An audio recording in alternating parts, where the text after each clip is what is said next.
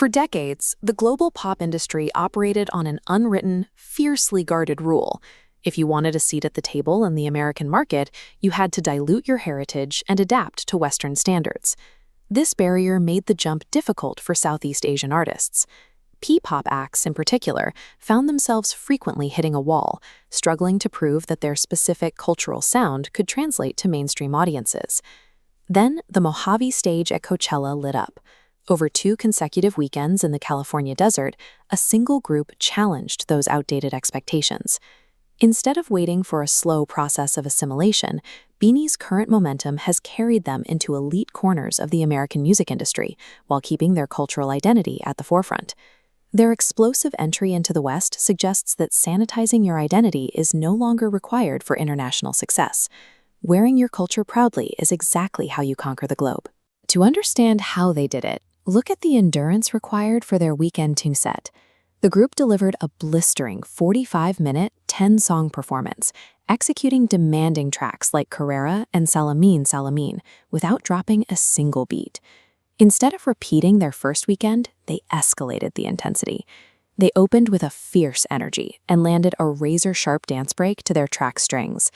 The production value matched the choreography step for step, perfectly highlighted by a seamless mid-show wardrobe swap into stunning ocean blue and gold beaded ensembles. This level of technical precision forced the traditional music press to pay attention. They couldn't be written off as a fleeting viral moment. The industry had to acknowledge them as a formidable musical force. Top-tier cultural and financial institutions quickly validated their arrival. Forbes explicitly instructed their readers to keep BINI on their must-watch lists. Before they could successfully introduce Filipino heritage to the masses, they first had to prove they could outsing and outdance anyone else sharing that massive festival billing. But technical perfection is only half the equation. Their true advantage lies in their refusal to strip away their local roots for a broad, generic pop persona. Facing a massive international broadcast, they brought the entire Philippines with them. They looked out at the California crowd and intentionally introduced themselves in their native dialects, including Aclanon, Cebuano, and Bicolano. That hyper-local focus extended right into their styling. During their first weekend, their wardrobe integrated distinct tropical Filipiniana elements directly into a sleek, modern pop aesthetic. The Filipiniana dress carries centuries of cultural weight, defined by its iconic butterfly sleeves. By wearing these silhouettes at a massive Western festival, BINI elevated a deeply traditional symbol onto the ultimate modern stage. Fusing unapologetic national pride with world-class performance skills builds a raw, emotional connection with the audience. Heavily manufactured, factory-style pop groups simply cannot replicate this authenticity. That exact combination of world-class execution and cultural authenticity triggered a sequence of institutional milestones that have historically been difficult for foreign acts to reach. The dust from their April 18th desert performance barely settled before they were invited straight to the GRAMMY Museum in Los Angeles on April 21st. There, they sat down for an intimate discussion about their EP, Signals, making them the very first P-pop group ever featured in the museum's Global Spin Live series. The momentum continued relentlessly. 8 days later, on April 29th, they secured the Global Force Award at Billboard Women in Music.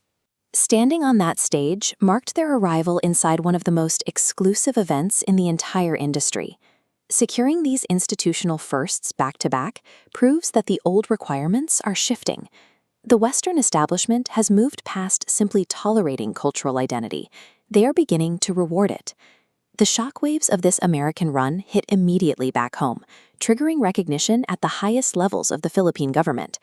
Senator Bam Aquino officially filed a Senate resolution to formally honor the group for their outstanding cultural representation on the world stage. Cultural victories translate directly into economic power, bringing us to the impending Signals World Tour. With their Manila dates already sold out, they are aggressively expanding their map, plotting courses through the US, Canada, Europe, and the rest of Asia. And if the dominance of their worldwide trending hashtag during Coachella is any indicator, their international fandom, known as Blooms, is fully mobilized and waiting for them. This is the BINI blueprint. They proved that carrying your flag, speaking your native language, and bringing your community onto the biggest stages isn't a liability. In the modern music industry, it is your greatest competitive advantage.